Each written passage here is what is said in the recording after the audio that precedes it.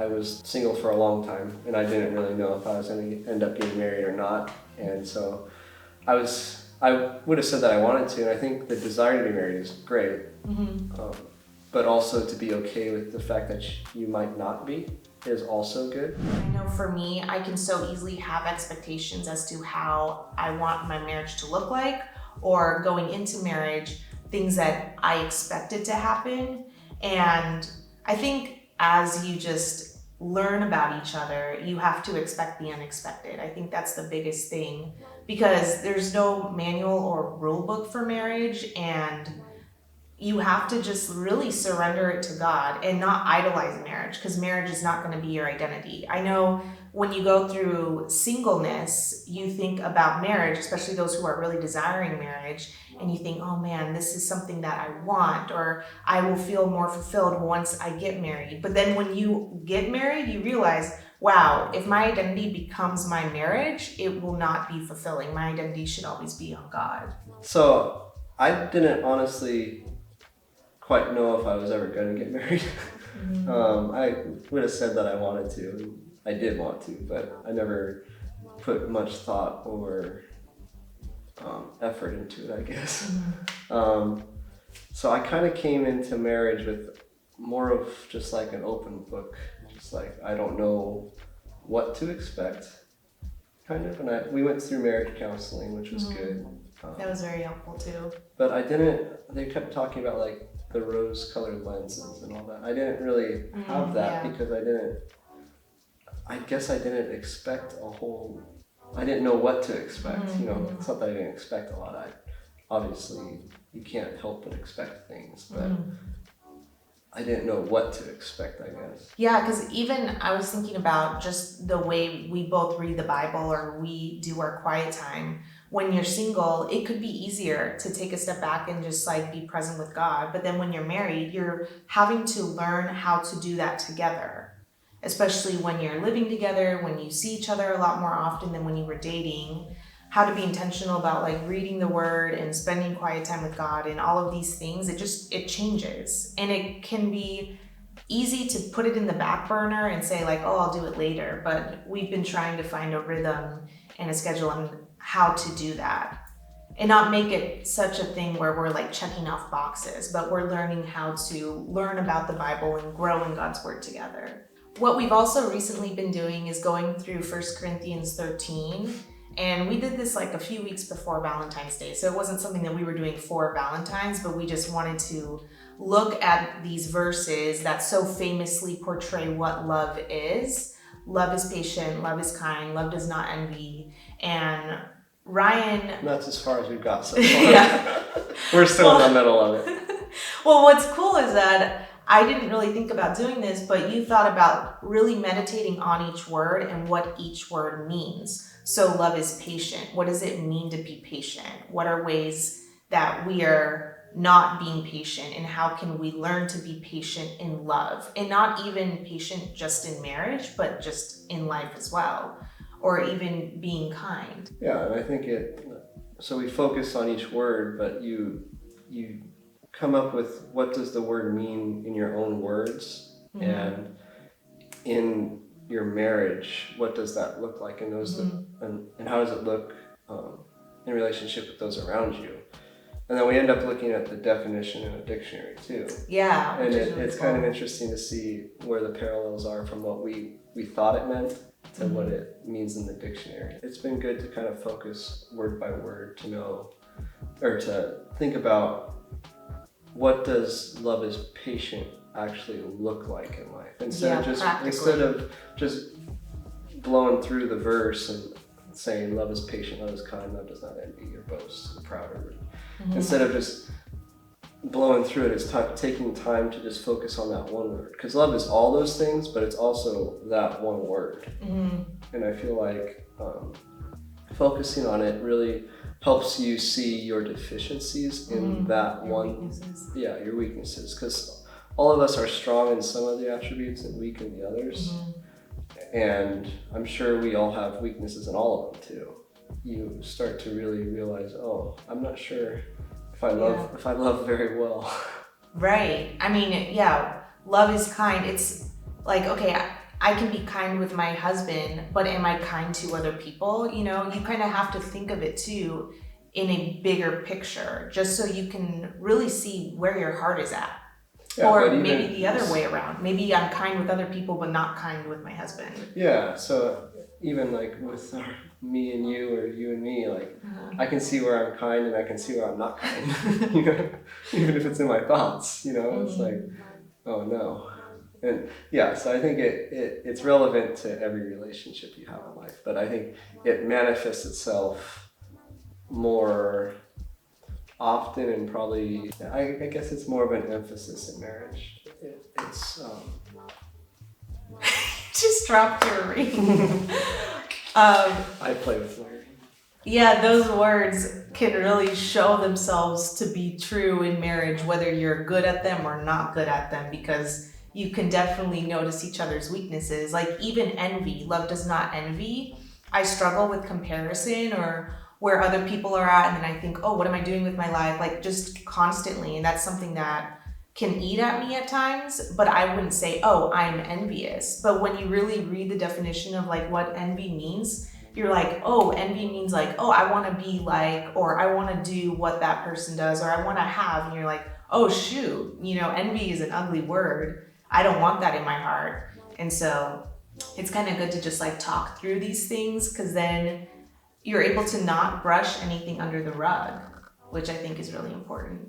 Yeah, and it's important to focus on yourself and not your partner. When you're not like you do it's this. Not, it's not an accusation. It's about your heart, not theirs. You know.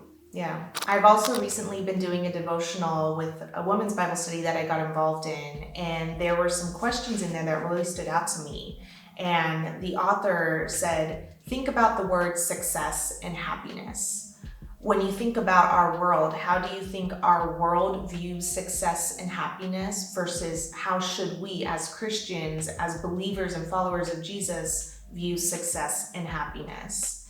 And so when I thought about that, success in the world's eyes looks like gaining more power or popularity or status. Happiness is fulfilling one's needs, making sure that one is satisfied, that we are happy based off of the circumstances that we want to happen. So it's a lot of self-centeredness in there versus how Christians view success and happiness. It's just all through God and from God and for God's glory, and it has nothing to do with us, which I think that's also important in marriage. Yeah, what success looks like in the world. I think it starts with the fact that we make ourselves our own little gods. Mm-hmm.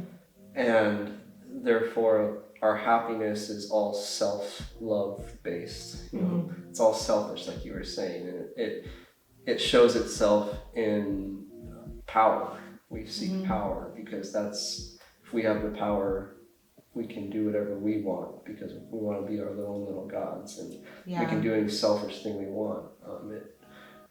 You can go through all the idols we make ourselves.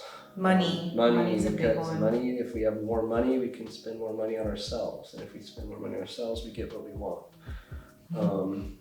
It all ends up being just this self-love, self-promotion. This, I mean, that's what the world is all about. That's what Satan wants, is us to just love ourselves and pretend that we're little gods. And I mean, you see that in Genesis, and that's what Adam and Eve do when they grab for the tree of the knowledge of good and evil. It's they want to make themselves God.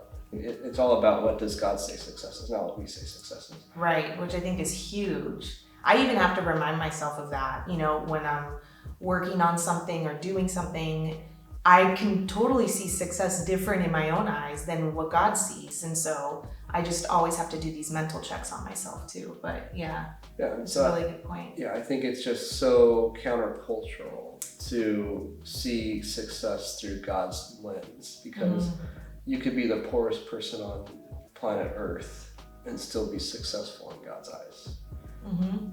You know, you could have nothing and you'd still have enough if you had your relationship with God and were loving people around you. Yeah. Because ultimately that's what God says success is. It's loving God with all your being and loving others. So if you're doing that, you're being successful. So who cares what you have? You have enough. which is something that we remind ourselves every day too, because it's so easy to get sidetracked and get very distracted with noise and with what we have and with how we look and all of these things. So, all right, and before we close, I just wanted to give advice to those who may be single, may feel like they're in a waiting period right now. I know this video is about our marriage, but like we said, life is not about marriage. And if you have a desire for marriage and you're single right now, there could be so many insecurities that you're going through. And I know someone may say, oh, well, it's easy for you to talk about singleness when you're married. But I was single for many years. Ryan was single for many years. And so I think there's such unique opportunities to grow in God during those single years and during that period where I really don't like to call it the waiting period, because then it feels like you're missing something, and you're not missing anything because your fulfillment comes from God and not you being in a relationship. I think you can be content in any life season that you're in. I think that's the important thing to focus on, is that God is your purpose. That relationship with God is why you were created. So whether you're single or married, it doesn't change the fact that you can be content right where you are. Like I said earlier, I was single for a long time, and I didn't really know if I was going to end up getting married or not. And so I would have said that I wanted to, and I think the desire to be married is great. But also to be okay with the fact that you might not be is also good. Because ultimately, God knows what's going to happen, and God does everything for His purposes, and it's always good. And so to trust God, I think that He knows what's best, and He knows what's best for you, and He has His purposes in mind. And to trust that He's ultimately good and loving, and that whether I get married or whether I don't get married, it's okay, because marriage, like you said, isn't our identity anyway, and singleness isn't our identity anyway, and each has their positives and negatives. It's true. Don't ultimately base everything desire off of that to where it becomes an idol, and to where you can't be content with where you're at, I guess. Yeah, no, that's true. And I think a big thing that you touched on is just really surrendering and praying to God. If you want me to be single, then let it be. And it's just so hard to pray that prayer. I had to pray that prayer, and I was honest with God, because nobody, when you're single, wants to pray that prayer, but God sees your heart, and you're literally just giving that to God. And then when you do, God just puts all of the pieces together without you having to worry about it, without you having to intervene.